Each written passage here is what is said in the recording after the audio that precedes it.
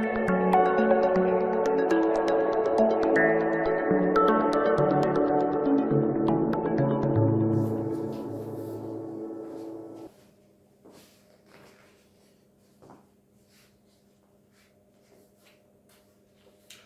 my name's Steve. Welcome to another Mindbomb Training video. Today's subject is the thorny issue of customer service and some tips for smaller businesses.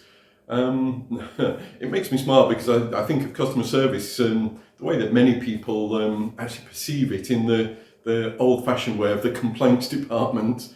Is basically another name for it, or it used to be.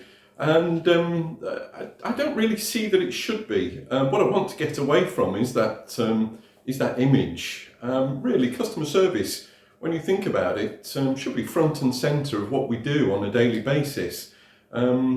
Really, it's all about the customer and trying to create a positive, lasting impression of your business for that customer. So you need to actually have the customer experience and the customer service very much at the forefront of your mind. I'm trying to present the positive end of the customer experience for the small business. I'm not sure why, but small business agenda doesn't generally include customer service, which is quite strange really when you think about it, because it is so important to any size business actually, but to everyone as a would-be entrepreneur to handle their inquiries and deal with their customers in the best way that they can. Really, they should be able to, all of us, we should be able to go above and beyond expectations of what the customer is likely to have of us. And that's really important to get across if you've got a broad-ranging team. Everyone that deals with the customer really has to be aware of that. So training is very much a key part of that. You've got to kind of think of new ways and innovative ways to keep on getting that message across to your staff, and make sure that they're delivering on a daily basis the kind of customer service that you would want them to. So to keep it at the forefront of everyone's mind, lots of companies have maybe a salesperson of the month or employee of the month. Why not create a customer service champion of the month, so that you can actually reward people and recognise people for the service that they give to the customers. And also it highlights within the company how important that is, not just for the team obviously, but for the customer as well and the whole business overall. If you think about the staff for a moment, really you have to also build in the training for giving the staff the authority to make decisions. A lot of customer service problems come from the inability for an organisation to quickly make a decision and respond to them. Maybe their circumstances are unusual and it's just difficult to actually get the decision out quickly enough for them. But when you're left hanging, when you don't actually know whether the company can actually deal with your inquiry, then that's when poor customer service can actually creep in. So yeah, training is important. Giving the authority to the staff is important, and also then giving recognition for good customer service when it occurs. So good customer service obviously can generate more customers. That's the whole idea from a business point of view. But the good news is there's more than that. Not only can you get more customers as a result, but you can generally charge higher prices as well. So there's a very good reason to be able to focus on customer service, especially from a small business point of view, and where you might be struggling to compete in direct head-to-head pricing. Then you've actually got to find other areas that you can level the playing field, or even move it in your favour if you can deliver better customer service. So the key things to consider then when you're setting up your team to deliver excellent customer service, first is do the things that don't cost anything.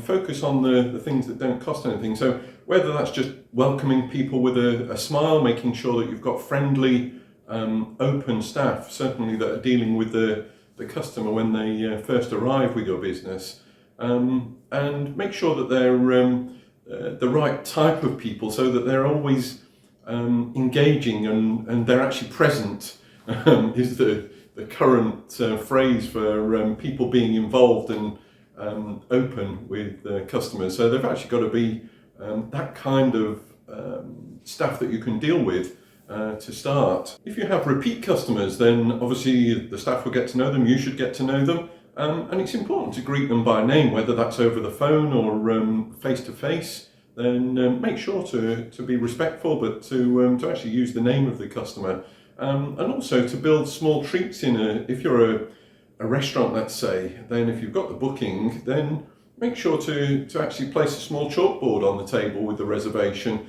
and put the customer's name on and welcome. A little welcome message would be great.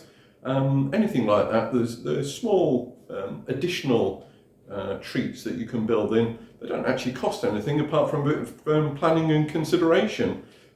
So think about what you can do to smooth the customer journey through the business.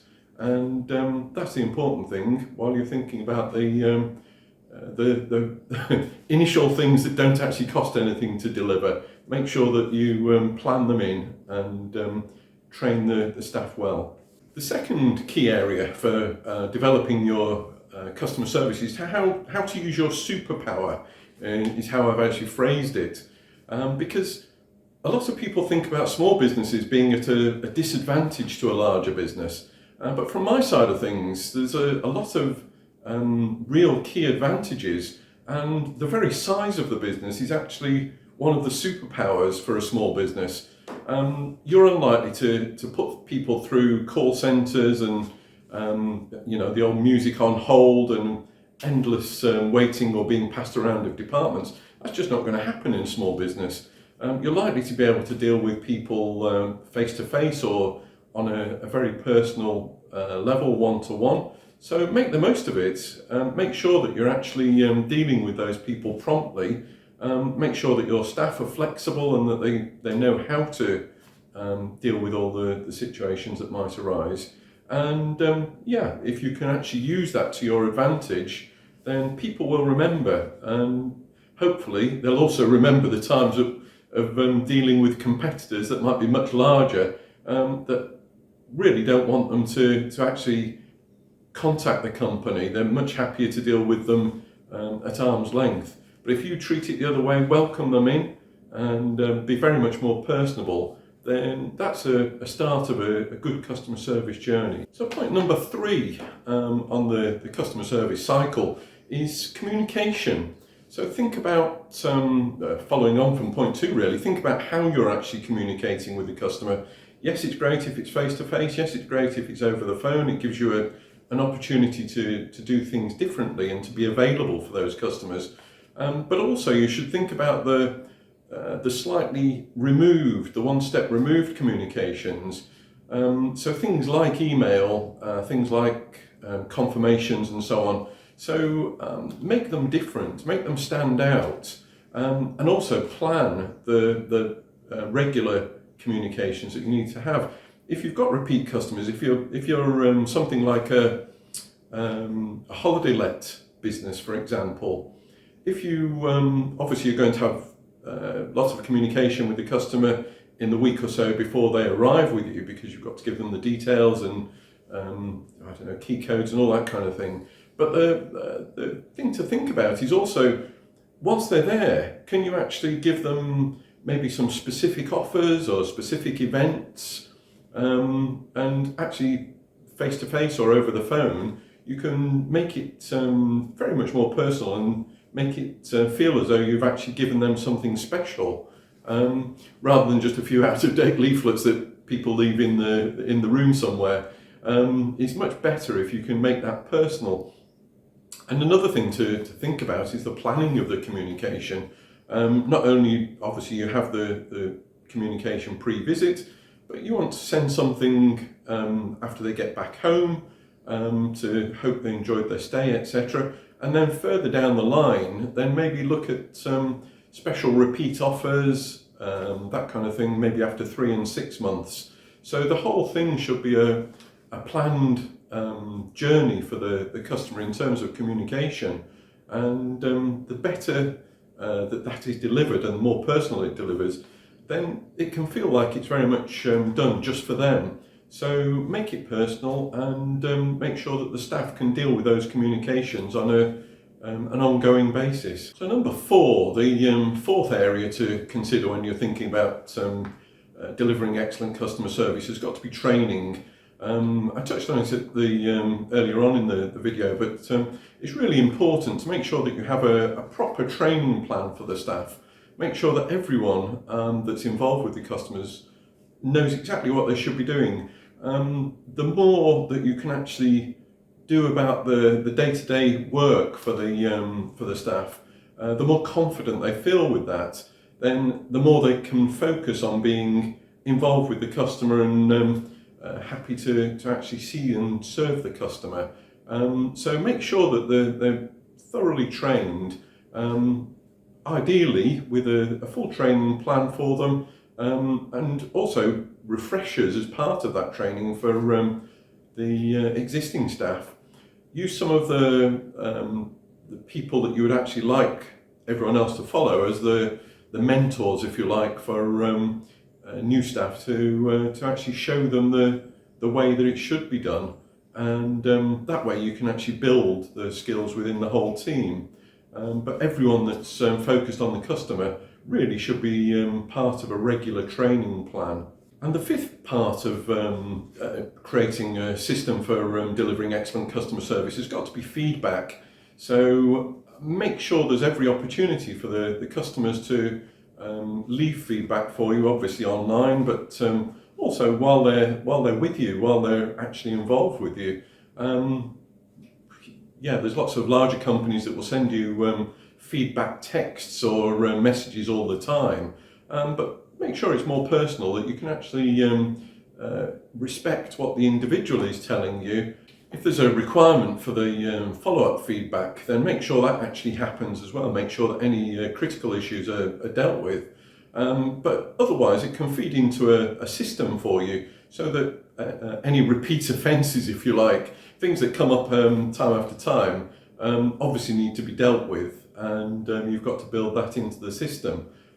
So whether it's a staff issue, again, feeds back into the training loop, or if it's something to do with the infrastructure or the actual part of the business that the customer's seeing, then you've obviously got to deal with those issues. But feedback's really important. And also don't forget the feedback for your staff. If you're going to go through the training plan and make sure to get all of the staff up to speed, you have to keep on refreshing it and give them the feedback from the customers. Hopefully it's mostly positive, and maybe develop a system for people being able to leave feedback for individual members of staff. If it's all positive, that's great. If it's negative, then again, it's a point that you can deal with, and also the staff can learn to deal with and to improve what they're doing. So feedback has got to be an important part of the process. So finally, my guiding principle when thinking about customer service is how I would like to be dealt with myself, how people would react and respond to any inquiries that I make. And it's that thing about walking a mile in the customer's shoes. You have to really be able to understand it from their side of things, their point of view. So make sure that you can actually see that and feel that from the customer side of things, and again, it will build into the feedback and the whole experience for the customer service team. You'll notice that I've not actually covered off the complaints department side of customer service. I'm intending to do a separate video with that, but today was really to try and make something about the positive element of it. After all, if you can get the positive customer experience right, the more focus that you put on the front end and dealing correctly with the customer and inquiries, then the less likely you are to actually get complaints and follow-up problems afterwards. So it's much better if you can get it right first time, is what I'm saying basically. Spend the money on the customer service at the front, and hopefully that way you don't need to spend the money on the complaints department. I hope that you've enjoyed the video today and found it useful. And thank you for watching. And of course, if you're not subscribed, then remember to hit the subscribe button. And I'll see you next time. Thank you very much.